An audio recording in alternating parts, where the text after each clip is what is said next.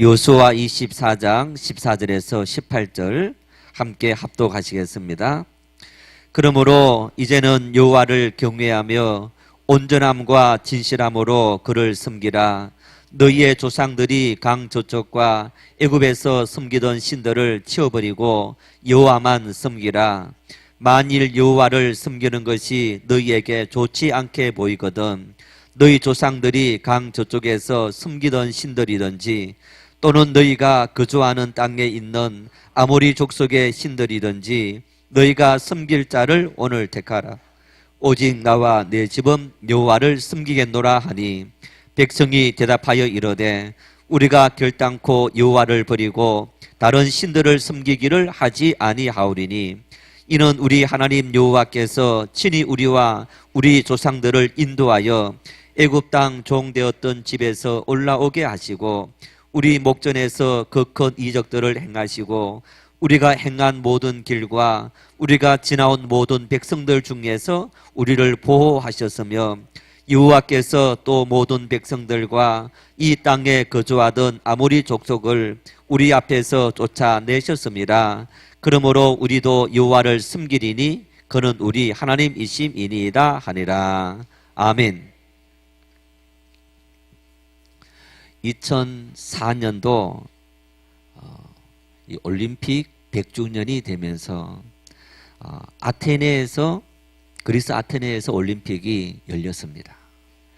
이 올림픽에서 우리나라 여자 핸드볼 국가대표팀이 은메달을 땄습니다. 여러분, 2004년 우리나라 여자 국가대표 핸드볼 선수단이 은메달을 땄다. 4년 뒤 2008년도에 영화가 제작되었습니다. 어떤 영화죠? 네, 우생순. 따라합시다. 우리 생애 최고의 순간. 우생순이라는 우리 생애 최고의 순간이라는 영화가 2008년도에 제작되었는데 그 영화의 주제가 바로 2004년도 아테네 올림픽에서 은메달을 목에 건 여자 핸드볼 국가대표팀의 그 연습과 그리고 또 그 과정을 그린 겁니다. 핸드볼은 우리나라의 비인기 종목입니다. 그런데 핸드볼이라든가 어떤 이런 종목들이 가서 아주 좋은 성적을 거두는데 유럽의 핸드볼은 굉장히 덴마크라든가 뭐 이런 많은 나라들이 핸드볼 강국입니다. 우리나라가 은메달을 목에 건다. 그건 거의 불가능한 일들인데 어떻게 해서 은메달을 목에 걸었느냐? 여러분, 우리나라 여성들이 지금 세계를 접수하고 있는데 어떤 종목입니까? 예, 골프입니다. 미국 LPGA 투어에서 프로2에서 우리나라 여성 골프 선수들이 미국을 접수하고 하여튼 뭐 세계를 접수한다. 이 골프가 발전된 나라들마다 진출해서 거의 상위 랭크를 우리나라 선수들이 하고 있을 정도인 겁니다. 저절로 됐겠습니까? 그 일이 이루어지기까지 어떤 것이 있었겠습니까?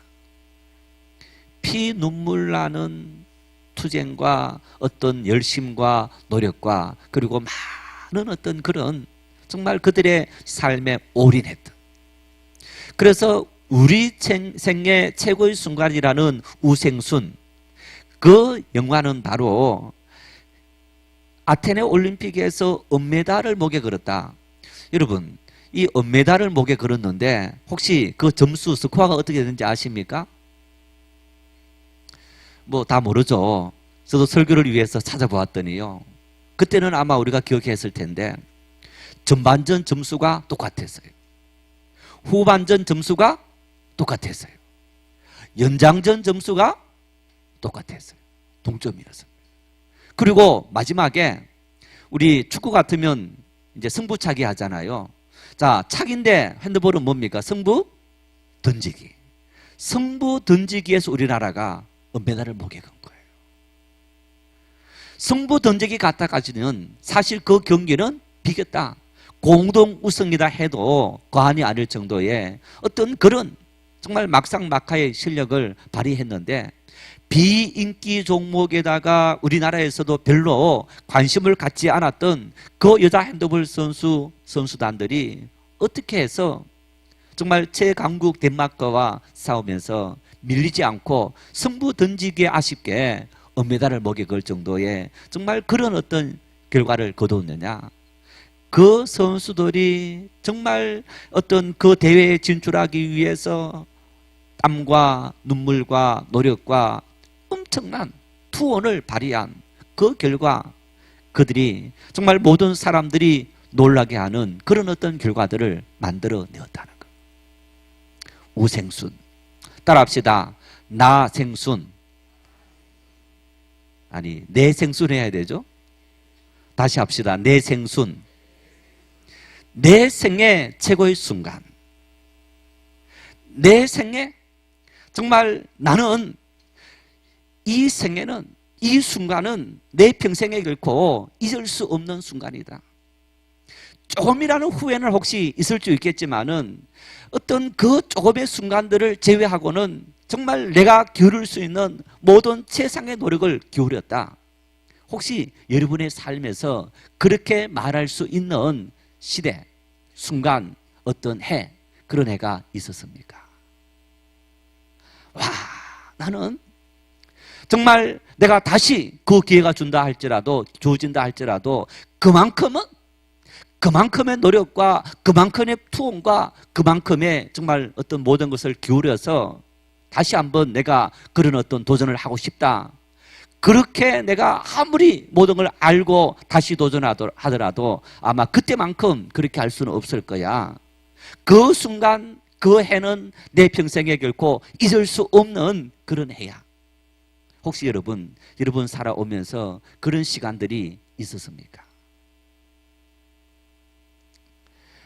대학을 졸업하고 취업을 해서 직장 생활을 하다가 대학 다닐 때까지는 입학하고 1학년, 2학년 다닐 때까지는 신학을 한다. 저는 상상을 해보지 못했습니다. 제가 목사가 된다. 그런 생각을 해보지 않았습니다.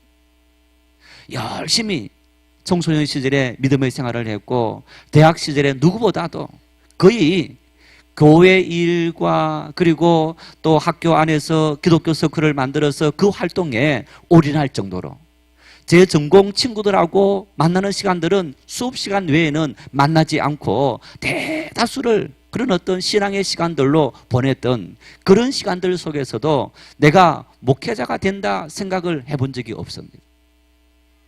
그러다가 대학 졸업하기 직전 고민이 시작되었습니다. 그래도 그 길은 내 길이 아니야. 그리고 취업을 했습니다. 취업을 해서 한 해, 두 해 시간이 지나가면서 이 길이 내 길이 아니야. 그러면서 제 마음속에 하나님, 신학을 다시 공부할 수 있는 기회가 주어진다면 제가 신학을 하다가 죽어도 순교다 생각하고 하겠습니다. 그 마음이 막 간절한 마음으로 생겼습니다. 편입해서 2년 학교를 다녔습니다. 그리고 또 이제 신학대학원에 진학해서 3년의 시간들을 다녔습니다. 그 시간들을 공부하면서 신학대학원 2학년 때 어느 날 아침에 일어났더니 세수를 하는데 이렇게 눈을 감고 세수하지 않습니까? 거품칠을 했습니다. 그리고 물을 씻어내는데 갑자기 이 거품, 이 비눗물이 눈 속에 들어가서 막 눈이 따가운 거예요. 아무렇지 않게 그저 내가 눈을 혹시 떴나 하면서 다시 씻어냈습니다. 칫솔질을 하는데 이제 칫솔 이렇게 해서 하고 그다음에 어떻게 합니까? 안에 있는 어떤 그 치약을 헹궈내야 되지 않습니까? 그래서 이제 물을 한 모금 머금고 찌꺼찌꺼 하는데 갑자기 이쪽으로 물이 막 줄줄 새어나오는 거예요. 이게 무슨 현상이지? 병원 갔더니 구안화사가 왔습니다. 이제 얼굴이 이렇게 한쪽이 이렇게 풀어져서 이 근육의 긴장이 풀어져서 한쪽으로 이렇게 앞면이 이렇게 돌아간 그런 현상이 생겼습니다. 병원에서 침을 맞고 또 정형외과에서 치료를 하고 약을 먹으면서 제 마음속에 하나님, 이러다가 내가 신학 마치기도 전에, 목회 현장에 가기도 전에 혹시 무슨 일이 생기는 것이 아닙니까? 그런 어떤 두려운 마음이 생기는 거예요. 제 평생의 우생순이다, 내 생순이다 라고 한다면 저는 신학대학원을 다니는 그 3년의 시간, 정말 다시 하나님께서 나에게 하나님 말씀을 공부할 수 있는 그런 기회를 주신다면 이것이 내 삶의 순교입니다. 그런 마음을 품고 내가 열심히 하겠습니다. 그런 마음을 가지고 신학대학원 3년, 또 신학교에 편입해서 2년 동안 공부했던 그런 시간들이었습니다. 제 마음속에 목회를 하면서도 정말 그 순간들을 돌아보면 결코 나는 그 순간 다시 돌아가더라도, 다시 다짐하더라도 아마 그만큼 열심히 하진 못했을 거다. 정말 악착같이. 제가 글씨를요 잘 쓰지 못하지만은 빨리 씁니다.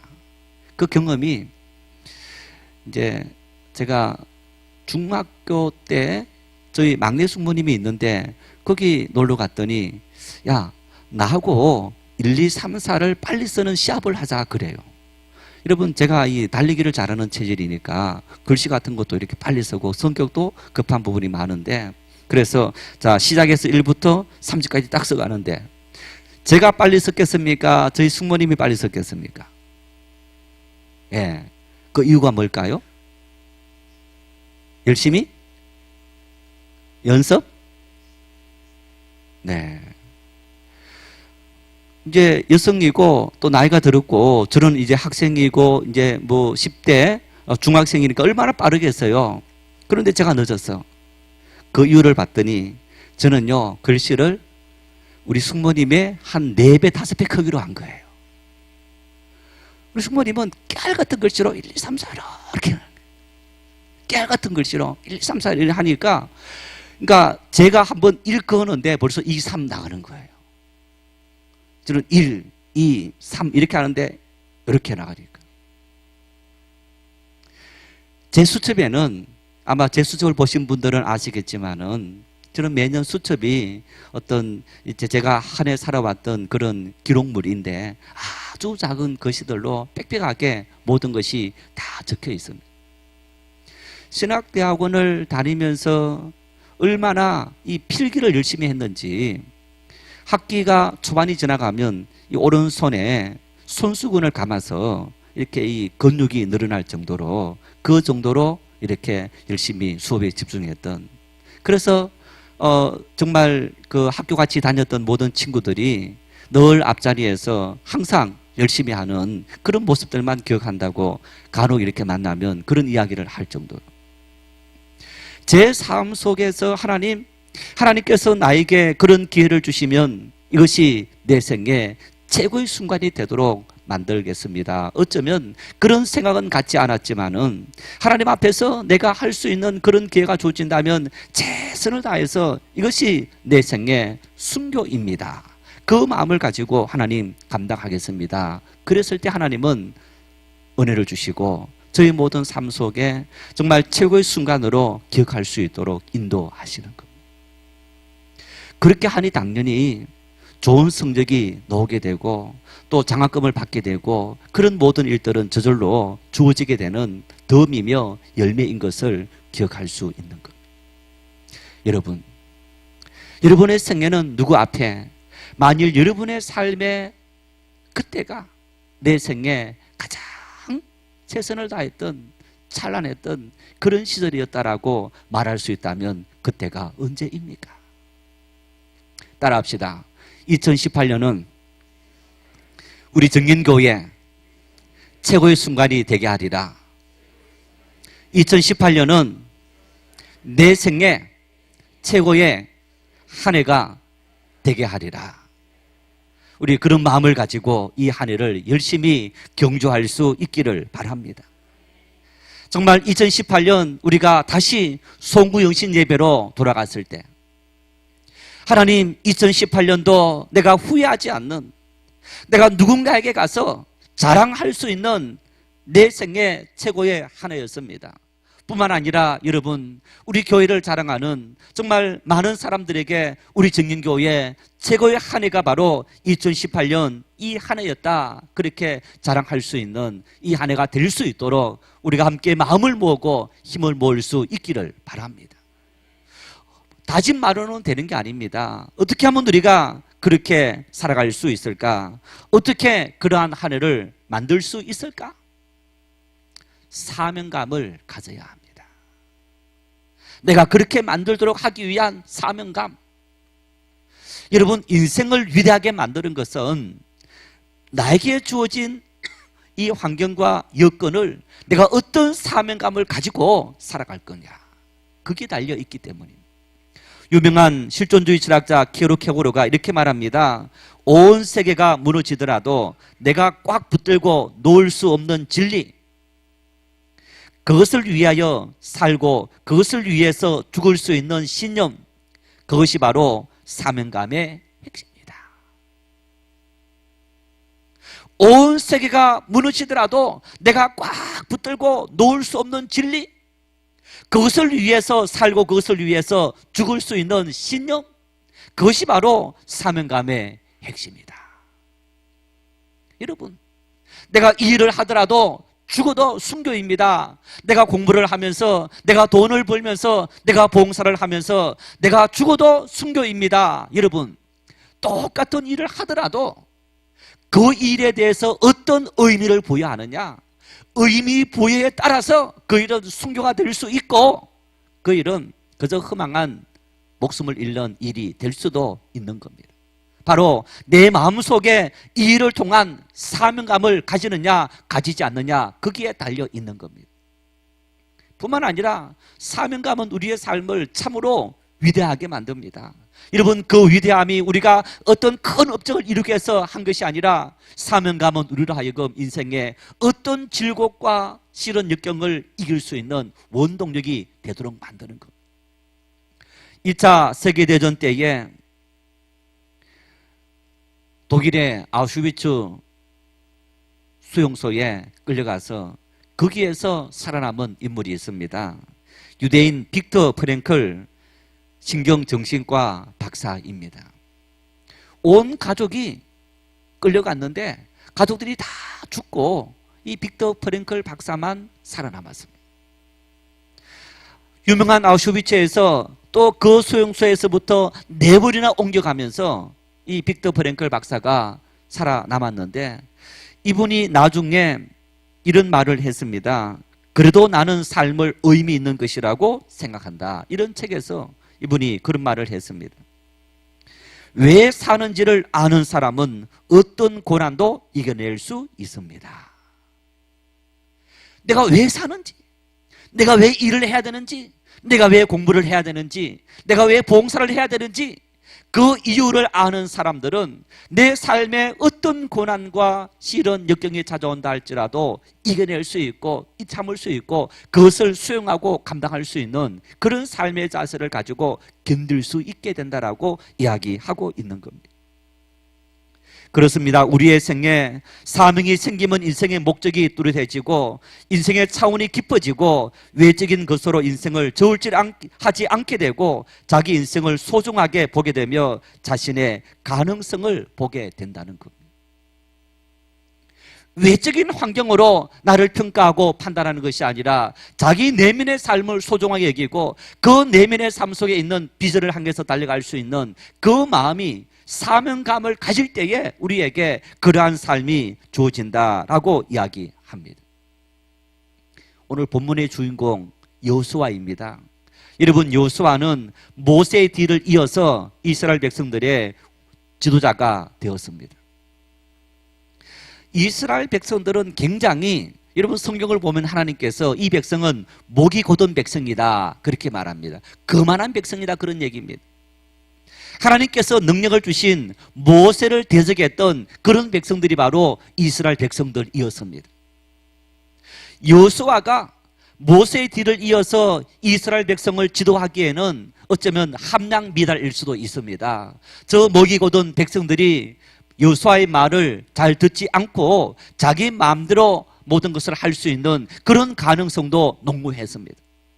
뿐만 아니라 여호수아에게 그런 말도 잘 듣지 않는 이스라엘 백성을 끌고 정복해야 되는 가나안 땅은 이스라엘 백성들은 한마디로 말하면 훈련된 군사가 전혀 없는 오합지졸인데, 그 땅의 사람들은, 가나안 땅의 사람들은 높은 성벽이 있습니다. 훈련된 군사가 있습니다. 정비된 조직들이 있습니다. 왕이 있었습니다.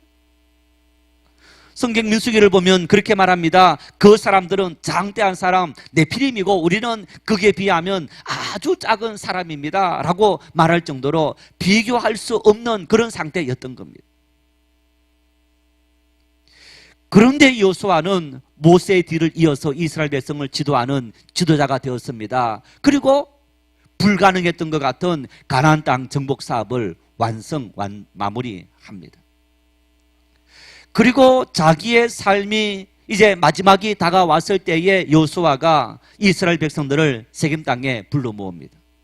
그러면서 내가 어떻게 해서 불가능할 것 같은 이 모든 과업들을 완수했는지 아느냐? 내가 어떻게 해서 정말 목이 고든 너희들을 이끌고 여기까지 이른 줄 아느냐? 우리가 어떻게 해서 준비된 무기도 없이 훈련된 병사도 없이 이 가나안 땅을 정복하고 저 거대한 여리고성을 무너뜨리는 일에서부터 하나님 앞에서 이 땅을 우리가 쟁취할 수 있었는 줄 아느냐? 그 이유를 여호수아는 오늘 본문 말씀을 통해서 이야기합니다. 그러므로 이제 여호와를 경외하며 온전함과 진실함으로 그를 섬기라. 여기까지 한번 14절 읽겠습니다. 여기까지 시작. 그러므로 이제 여호와를 경외하며 온전함과 진실함으로 그를 섬기라. 내 인생에 하나님의 은혜를 입을 수 있느냐 입을 수 없느냐 기준입니다. 2018년을 살아가면서 내 힘으로 살 거냐 하나님의 은혜를 따라 살 거냐, 그 기준이 바로 이 말씀 속에 있는 겁니다. 하나님을 믿는다 하면서도 왜 우리의 삶 속에는 왜 이렇게 하나님의 도우심이 없이 힘들게 내 힘으로 살아오는 그런 삶밖에 보이지 않습니까? 여러분, 하나님 앞에 원망하시는 분들 이 말씀을 기억할 수 있어야 합니다.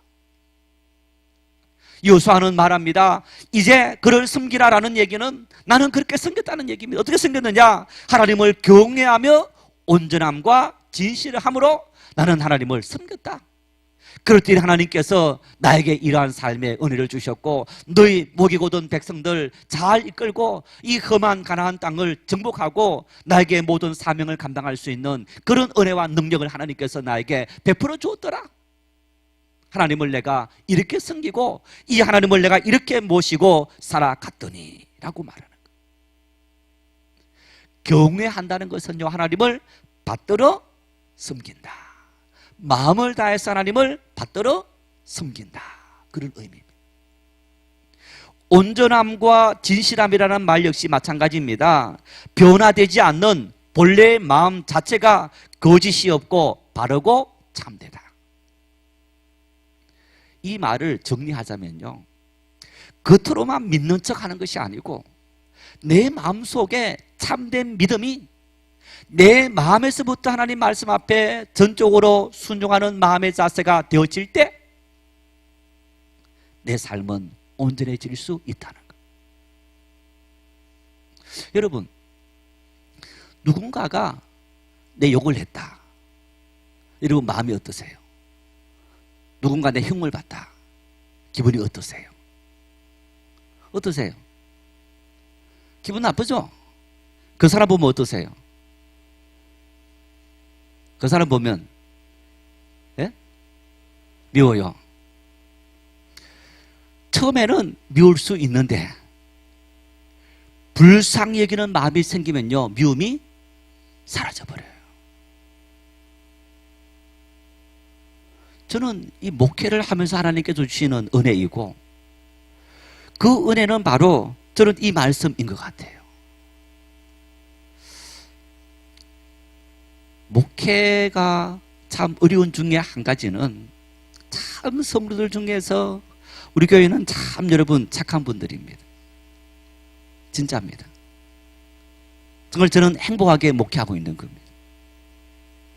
꼭 어떤 공동체든지 몇몇 사람들은 계속 가시가 되어서 찌르는 그런 분들이 있는데 찔릴 때 아야 마음이 생길 수 있어요. 너나 찔렸지 하면서 두고 보자 하는 마음이 생길 수 있는데 너 두고 봐 하는 마음이 떡 생기려 하면 어느부턴가 그래 하는 그 마음과 함께 참 측은한 마음, 불쌍히 여기는 그런 마음이 생기는 거예요. 제 내면의 마음 속에 하나님께서 함께 하시는 평강이겠죠. 오늘 여호수아는 그런 말을 하고 있는 겁니다. 온전함과 진실함이다. 가식됨이 없이, 거짓됨이 없이 있는 모습 그대로, 내가 지금 행동하고 말하는 모습 그대로 진실함으로 하나님을 섬기는 그 마음이 되었더니 하나님께서 내 모든 삶을 인도하셨더라. 있는 모습 그대로, 내 마음 모습 그대로 한번 내 마음 열어서 확인해봐. 우리 그런 말 하지 않습니까? 내 마음 열어서 확인해봐. 내가 하나님을 사랑하는 그 마음이 진실된 마음이고 또 하나님 마음을 닮아가려는 그 마음이 진실된 마음이야. 있는 모습 그대로를 내가 그대로 드러내도 내 모습은 이 모습이야 라고 하는 마음이 바로 온전함과 진실함의 마음이라는 거예요. 하나님을 섬김에 있어서 우리가 그런 마음을 되어서 하나님을 섬기고자 하는 그 마음. 여러분, 그래서 우리가 누군가가 앞에 있을 때는 참 그렇지 않는 척 하다가 돌아서면 죄송합니다, 이 연초부터 막 씹고 하는 그런 행동들은 이 자기의 마음을 위해서 전혀 유익하지 않습니다. 끊임없이 우리를 이중적으로 만드는 거예요. 저는 여러분들이 저에게 목사님, 어느 집사가, 어느 권사님이, 어느 장로님이 이런 말 했습니다, 그런 말 듣기 싫어요. 진짜입니다.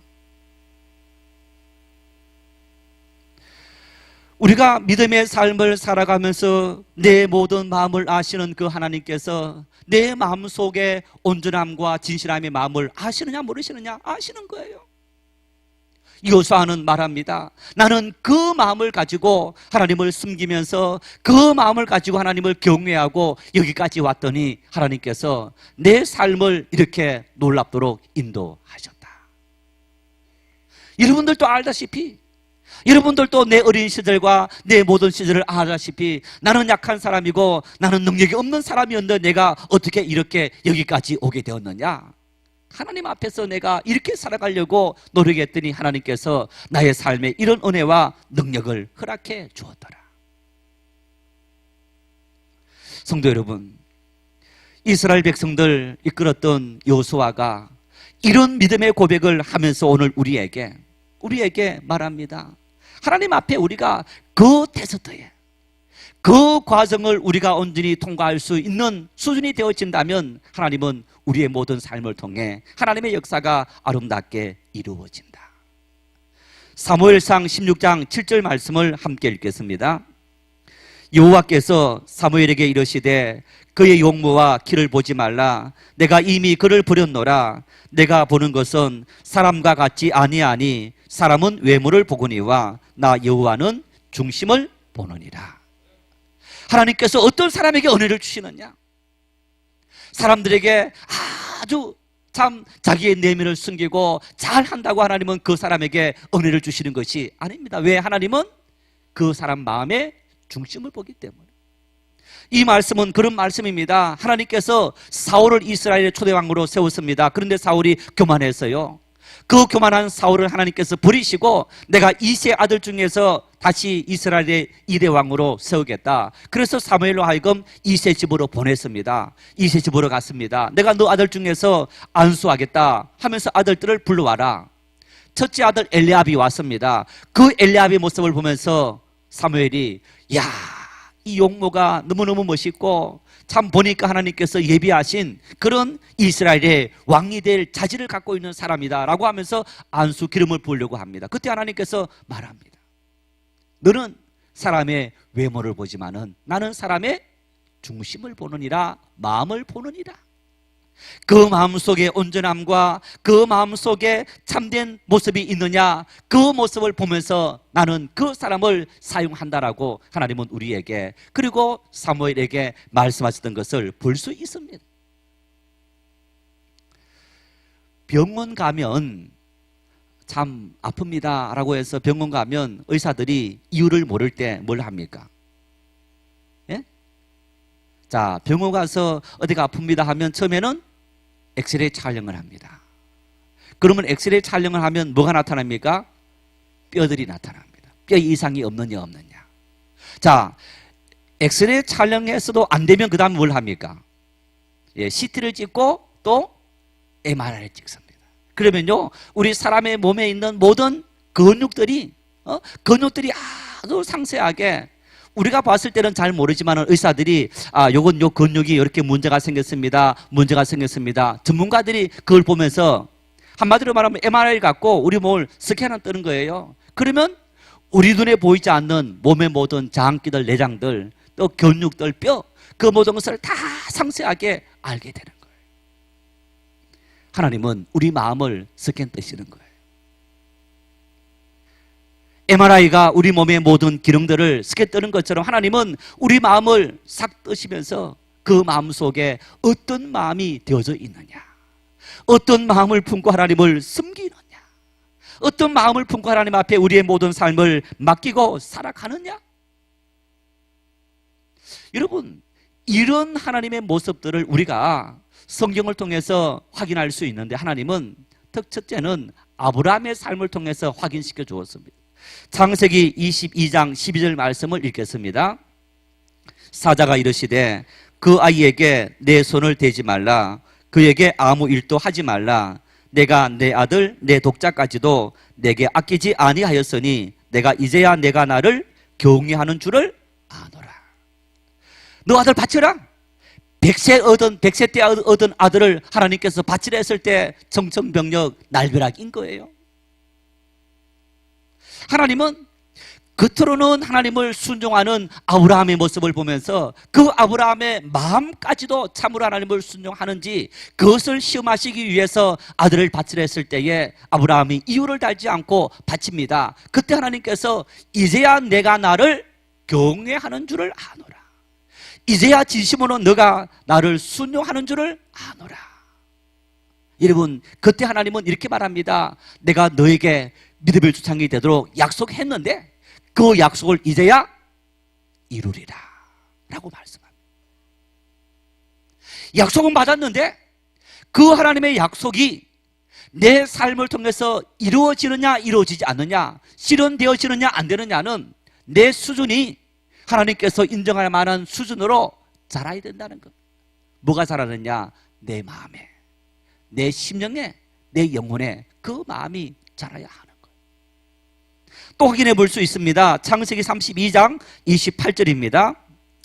그가 이르되 내 이름을 다시는 야곱이라 부를 것이 아니요 이스라엘이라 부를 것이니 이는 내가 하나님과 및 사람들과 겨루어 이기었음이니라.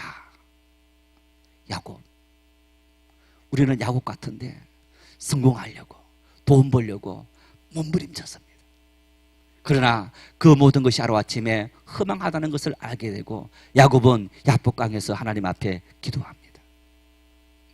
이 상황을 오늘 우리 시대의 말로 여러분 해석하자면 이런 해석인 거예요. 하나님께서 야곱이 붙잡고 기도하는데 날이 세려하니 가게 해라. 물론 밤새도록 있는 문자 그대로 말하자면 밤새도록 기도했다라는 의미도 있지만은, 여러분 하나님께서 밤에는 오시고 낮에는 못 오시는 분입니까? 뭐 예를 들어서 귀신들이 밤에는 활동하고 낮에는 활동 못하는 것처럼 하나님께서 그런 분이십니까? 그런 분이 아닐 겁니다. 어쩌면 이 의미 속에는 야곱이 오래 기도해서, 기도하는데 한마디로 말하면 절대 금식하며 기도하면서 3일 4일 5일이 되었을 때 이제는 야곱의 몸이 견딜 수 없는 그런 상태가 아마 되어졌을 수도 있었을 거예요. 하나님께서 그 모습을 보면서 이제 되었다, 이제 되었다. 야곱이 말합니다. 하나님, 내 눈에 보이는 축복을 주지 않으면 나는 놓지 않겠습니다. 확신을 주지 않으면 놓지 않겠습니다. 그 어떤 마음. 다시 말하면 내 힘으로 성공하기 위해서 노력해왔지만 그 모든 것이 다 헛사인 것을 알게 되었어. 하나님 말씀합니다. 이제 되었다. 내가 인정할 수준이 되었다. 너 이름을 이스라엘이라 하래라. 야곱이라 하지 말고. 그 뜻에 비로소 야곱은 하나님을 향한 기도를 중단합니다. 그 확신을 얻었을 때 하나님은 우리 마음속에 하나님께서 준비하신 예비하신 그 은혜를 받을 만한 수준이 되었는지 그 수준을 하나님은 끊임없이 측정하고 계신다는 것.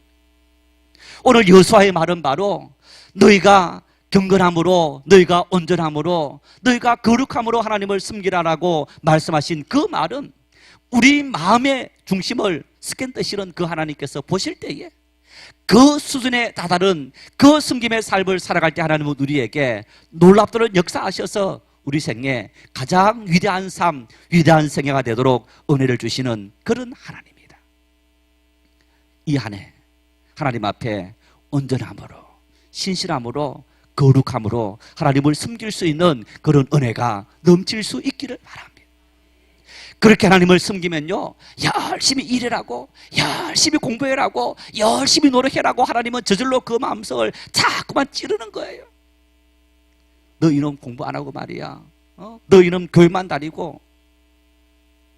하나님께서 열심히 기도하고 봉사하는 하나님의 자녀가 일하지 않고 자기 할 일 안 하도록 여러분 내버려 두시는 그런 하나님이겠습니까? 아닙니다.